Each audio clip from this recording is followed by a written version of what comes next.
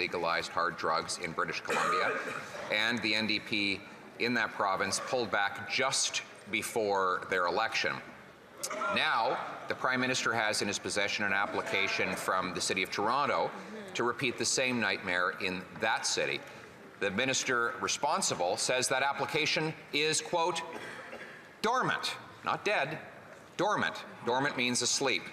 Isn't that really the Prime Minister's plan, to wake it up after the election so that he can impose the same thing on Toronto he did in BC?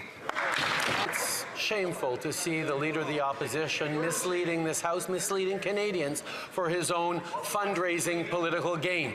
There is nobody in this country talking about legalizing hard drugs, with the possible exception of members of the Conservative Party themselves. Mr. Speaker, our approach is focused on a public health approach grounded in science, compassion, and community safety. We're talking about the wraparound services like housing, mental health treatment, harm reduction that is helping people around the country, and we will continue to work with provinces and jurisdictions in their approach. The Prime Minister is playing word games again.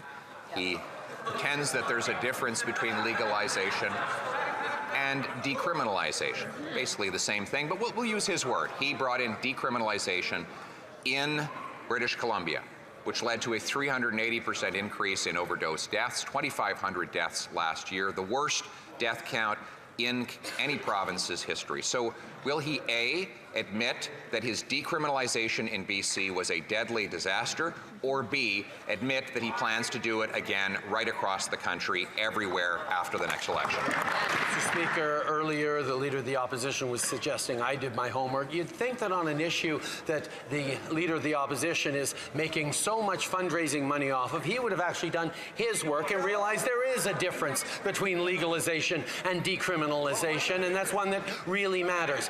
We, yes, responded to a request for a pilot project by British Columbia to continue to try and approach new approaches in solving this toxic drug overdose epidemic, and we will continue to work with British Columbia as we have, as they choose to make adjustments to their pilot project, because we know saving lives and keeping communities safe is the most important thing.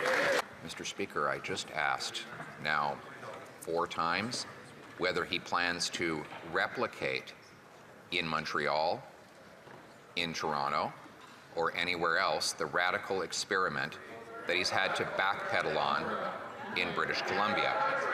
He won't answer the question. He has a request from the Montreal mayor, the Toronto City Hall, and we don't know what other municipalities. So either A, he believes the experiment was a disaster, or B, he plans to repeat it. Which is it? Mr. Speaker, I have answered this question many times by saying that the only way we move forward on any proposals across this country around decriminalization or other methods to support to fight the toxic drug overdose is when provinces step up and actually ask for it. Failing that, we will not be moving forward on any modifications. However, there are provinces that are choosing to reduce their harm reduction measures, and we will continue to increase harm reduction and public health responses to overdoses and safe supply issues right across the country.